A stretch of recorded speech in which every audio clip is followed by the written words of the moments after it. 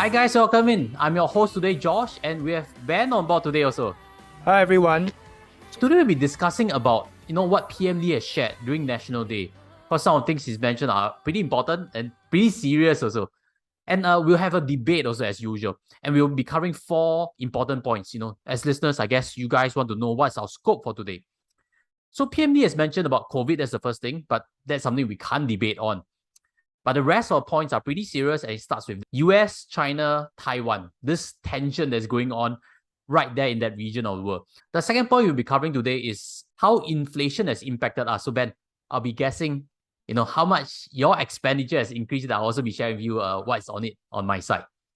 The third point is regarding strong currency. PM Lee has mentioned that is a method government is using to fend off imported inflation. And last but not least, point number 4 is a low interest environment. PM Lee has mentioned that low interest environment situation may have ended permanently. So we'll also be taking a side whether we like it or we dislike it. Okay, so Ben, let's touch on first point, which is US-China-Taiwan tensions. Do you think it will impact the investment world? What are your thoughts? For me, actually, I don't really look at the macro environment when it comes to my own personal investing, because I feel that if the company fundamentals are there, it will always be there unless there's some industry changes or there is maybe a very industry-specific macro change that will affect the company. The macro I have a question on that. So, Yeah. Taiwan is the biggest semiconductor producer of the world. And, Apple, Nvidia, these are companies that are among the biggest cap in the world. If they suffer a value chain systemic risk. But I think it's in terms of how the companies manage their supply chain. So some companies manage it better than others. I think I also saw some report that Apple will be moving a lot of productions to India. So they're also trying to take every step to mitigate. But I do agree with you, Ben, that we can't really factor too much of macro news to our own investment approach. If it happens to come about, we expect a crash. So maybe the best solution that we can suggest is don't go leverage, because if the market crashes, you don't be caught a margin cost. And increasingly, it looks ever so probable that something could happen. And we never wish that would take place at all. But anyway, do you travel to Taiwan or not? Yeah, I did travel to Taiwan for a bit. I think it was like already 10 years ago.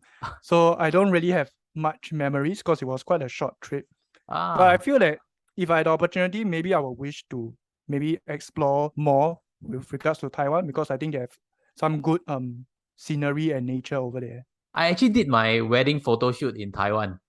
That was like 10 Oh, years plus ago. Yeah. Taiwan nice. is a nice place, but now I'm a bit scared. I mean, if that 0.000 something percent chance that the war breaks out, then it's also a scary thought on what could happen to lives over there, as well as tourists will happen to be at that situation.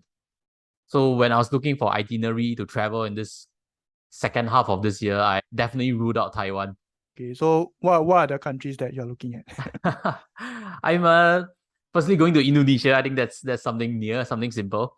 Because flight Is tickets it not have to Bali? pay for Oh. 4. No, I'm going to Batam. Oh, That's Batam. Batam, yeah, Montego. I'm going to the resort over there for a quick Okay, that's getaway. nice. Then probably Bangkok. What I'm hearing is Bangkok is very open already. And a lot of tourist things are re-sprouting out in that lovely city that many Singaporeans travel also. So with that, let's move on to the second key thing that PMD has mentioned regarding economic environment. Inflation is a result of food prices going up, energy prices going up.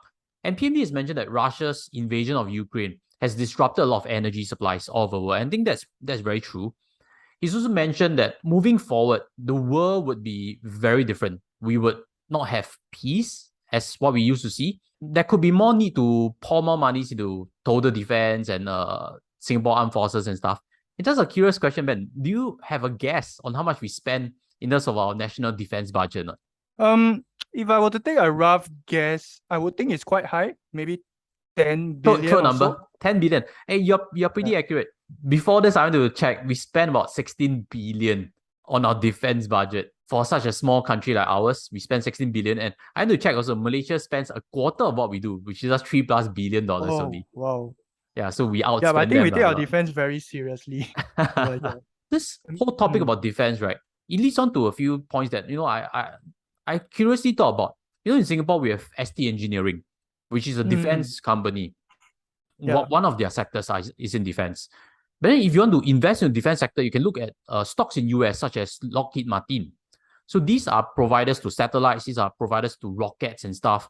And if you like to invest more into US stocks and stuff, you can always check out our sponsor, which is Weibo. Look out for this $0 commission trades for US stocks and Hong Kong stocks. So right now they have a promotion for National Day period, which is $100 Google shares. So check them out also. So just like I mentioned about, economic environment and regarding inflation. So Ben, I have a question now to throw back to you. How much has your expenditure increased? Yeah, I would say probably 10% or so, 10 to 15%. Maybe you can give some context, your profile. Yeah, so for me, I'm not married and I'm single. So actually most of my expenses comes from probably food and bills, mainly coming from food actually.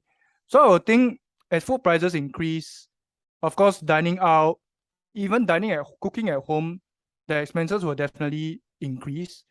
And for me, because I'm working 9 to 5, so sometimes I'll go to the office, and I've seen the prices of even food in hawker centers. They are at least like the minimum is at least like $4 to $5 already. So definitely, I've seen that portion of my expenditure increase. Do you spend a bit on alcohol on your own bills? Do you check? I don't actually, because I don't really enjoy drinking. Unless it's like for a social setting or a social event, then probably that's when I have no choice. Then do you contribute a portion to your family's electricity bill, maybe? For me, I don't. So that part, my family actually handles it separately. So I don't really actually have much visibility into that. Then maybe I can share. So for myself, I've seen bills in terms of energy bill going up quite a bit. I dine out a lot. So even though I don't go to expensive restaurants, I go a lot of hawker center. But I do enjoy spending time in coffee shops and food courts a lot more than dining at home. So every plate being $1 more, I now need to buy 3 plates at least. So that cost is really stacking up. So I'm pretty sure I'm spending more than 10%. My number probably is at least 20% more because food is a big cost. Yeah, different situation. But what has government actually done? Do you have anything on that front that you have came to discover or not? Yes, I do. So actually the government recently in June, they actually introduced this 1.5 billion package. The first is actually to help people fight the effects of inflation in terms of helping them cope with the rising cost of goods and services all around us. So for individuals and households, they actually have a special payment of up to $300 of extra cash, which is to be paid out to about 1.5 million Singaporeans in August 2022. So we have actually received this amount, is it? Yes, correct. And also they have proposed to issue $100 of household utilities credit to every Singaporean to help them to offset their utility bills. I have a question over here. So if inflation is going to be existing at least for the foreseeable years ahead, some of these measures are temporary or they just come on board now as a one-off payment. So I think households are still going to feel the strain if inflation is still going to stay high in 2023, 2024. So while we all have this to buffer in, I think a key important message is how to find ways to reduce expenditure, such as look for household brands and stuff. I think these are equally important for long-term sustainable change of your budgets. Yeah, because I feel that, ultimately, as much as the government wants to help, there is a certain limit to it. And I feel that everyone should, to the best of our abilities, depend on ourselves rather than relying on the government for handouts.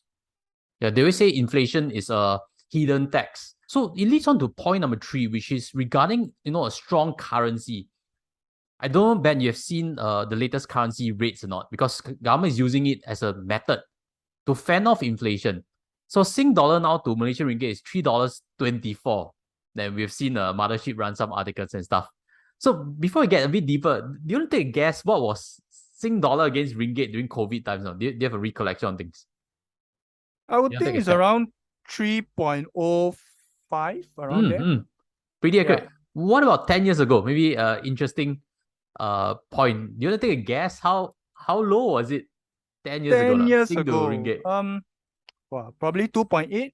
I went to check. 10 years ago, 2012, it was 2.5 only there. Wow. So Okay. yeah, we've seen this. The Singapore dollar strength is so huge. We've seen it like 30% gain over the last 10 years. So it's an interesting finding. But Ben, for yourself, have you felt any benefits from it or not? Or any stories that you've discovered? I think the main story is in terms of me seeing more people travel to Malaysia to take advantage of this currency. I feel that there's a lot of FOMO because we are locked down for like 2 years. And now everybody is rushing to the same places. So I'm seeing like Malaysia, Thailand, Bali, Batam. I think these are the few common places that I'm seeing. I think not just Even though Malaysian in Malaysia. ringgit. Euros has also dropped quite a lot. I saw some report Yeah. recently, right, of parity with US dollar. So Yeah. for listeners, if you want to check euro, yen, I think it's all-time low against Sing dollar. So I think maybe if you plan to travel to maybe Japan or maybe Malaysia in the future, maybe it's a prudent idea to maybe change some cash now to take advantage of the low rates. Yeah, before they actually increase. Or maybe go there to retire. Go Malaysia and Thailand to retire, because it's a topic we mentioned before on a previous podcast. Yeah. Moving on to the retirement part, recently I also read an article about what are the cheapest countries around the world that we might actually consider retiring instead of Singapore. I think there are certain considerations when you're considering retiring overseas. The first thing is with regards to, of course, the weather and probably the food. But I think the more important thing will be about the income requirement and the amount that you need in your bank account. So I think different countries requires a different minimum base requirement before you can actually apply for a visa over there. And different countries also have different healthcare policies and benefits. So I think it's worth researching into the various countries before you actually consider. So some countries that I actually came across are like countries like Portugal, Thailand, Chile, and touching Chile. on to yeah. So touching on Chile, I actually read this article. I'm not sure if you heard of it, where this guy actually is a Singaporean. He actually planned to move to Chile for honeymoon, but he ended up staying there for 5 years. So just wondering if you have actually heard of this story. Chile, I do know Chile is a South American country, super far Yes. away from here. So I'm very surprised for Singaporeans to visit there, because if you were telling me Thailand, right, I 100% know. Yeah. Oh, but Yeah. Chile, that's a very interesting place to choose to retire, because firstly, we don't even speak Latin American language even. So there's going to be a lot of things to acclimatize, right? I mean, the Chile lifestyle is probably a bit more laid back as compared to Singapore, where they actually work to live instead of living to work. So I think like by 8 p.m., I think the guy shared that he was like the only one in the office. There's like literally no one else left.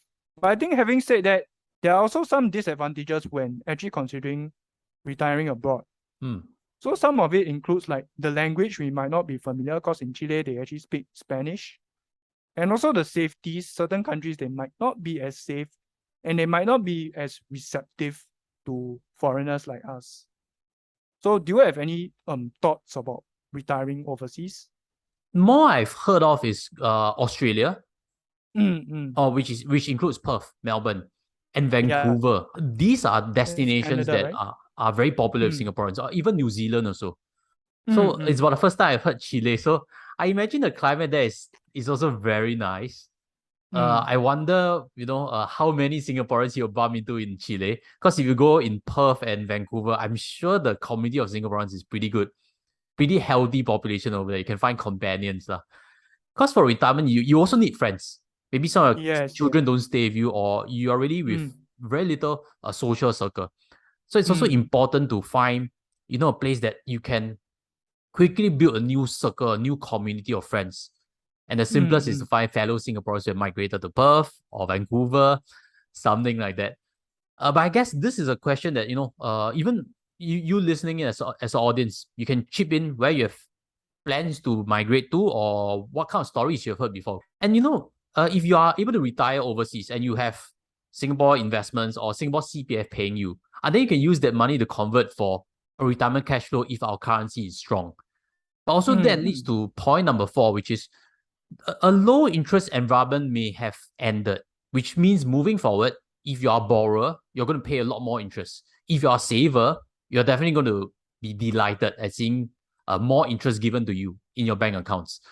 So Ben, I also have this question, which is something that PMD has mentioned. Low interest environment has ended. Do you personally like it or not?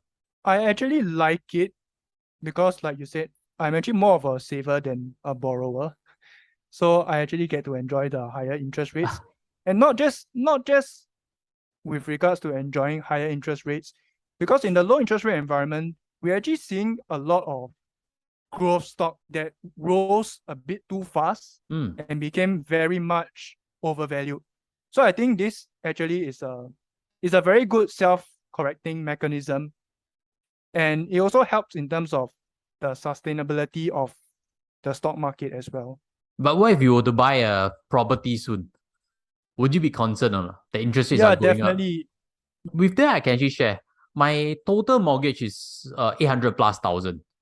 So I've seen Okay. the bill go up by at least a K over the last few months. Every month it steps out a few hundred, few hundred, few hundred. So it's really jumping quite fast because I'm on a floating rate. Previously it was Okay. 1.1%. Now the latest one, which I'm seeing now, is 2.6% already. The climb is huge. So how do you manage it in terms of planning your finances? Because it can change quite drastically from month to month, right? So There how is are you like? there's no solution. Because if you fix it, you have to fix it at a higher rate. You do it now, the cheapest fixed rate is DBS, 2.75%. But also for my case, I'm still in a lock-in period, which means I can't maneuver at all. So it's a bo bian kind of a situation. Your hands are tied, so to speak. Correct. So the best recommendation I would suggest for anyone listening is make sure you don't overstretch your finances when you take on a loan. Correct. Prevention is better than cure. Now there's no cure already, especially if you're in a lock-in floating rate like myself. So have enough buffer, make sure that size is okay. Interest rate go up, you can still not be too impacted in terms of day-to-day living. And then that's okay. Low interest environment, for me, I personally wish that it stayed a bit longer. So different opinions. So if you are a saver, definitely you can check out Singapore Savings Bonds. We have one on our main channel that touches on it recently. Interest rates have gone up. 1 year rate, you can 2.63% already. And you can also look for better rates from, for example, DBS multiplier. These are accounts that are gradually going to increase their interest they are going to pay to you already. And last but not least, this is something that PMD has mentioned. Maybe I can quote directly from him. That Singapore is shifting towards a phase whereby it's more important to have more skills and more productivity. And for a nation to move up the value chain. So then that's where, wages can increase and combat inflation the best. As a last rounding point. Yeah, so maybe I'd like to share a quote by Warren Buffett. He actually mentioned that the best hedge against inflation is actually to upgrade your knowledge and your skills set so that no matter whether, let's say, if you were to lose your job now, you'll still have no problems finding probably another job. Because nowadays we are seeing a huge transformation in terms of industry. We are seeing jobs like data scientists. So 10 years ago, I don't think you'll probably have this particular data scientist job scope. Times are changing, and in the next 10 years, you'll see a totally different new job title